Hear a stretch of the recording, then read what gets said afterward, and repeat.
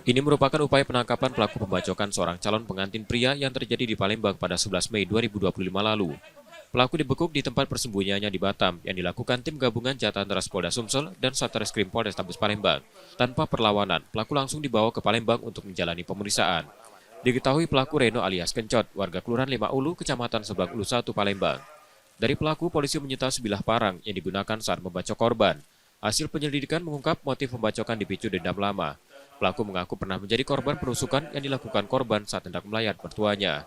Pelaku yang telah berkeluarga diketahui sudah merencanakan penyerangan sejak mengetahui korban akan melangsungkan pernikahan. Bersangkutan saudara Reno menghubungi rekan-rekannya yang lain untuk minta bantuan, yaitu saudara Ronald alias Bodang, kemudian saudara Bambang alias Toya, dan saudara Yono untuk bersama-sama membantu tersangka saudara Ronald, saya ulangi, saudara Reno alias Kencot untuk melakukan aksi penyerangan kepada saudara korban Ahmad Handa.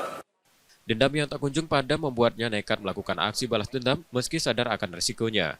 Pelaku juga diketahui pernah menjalani hukuman penjara dalam kasus serupa. Kalau tidak dibalas, tidak plong rasanya, Pak. Oh, habis kita ngapa tuh lari kemana kita, Pak? Lari ke Dumai, Pak. Dumai, Pekanbaru. Iya. Habis itu lari kemana lagi? Ke Batam. Batam. Berapa hari di Dumai? Di Dumai sehari. Oh, habis itu langsung ke Batam. Batam.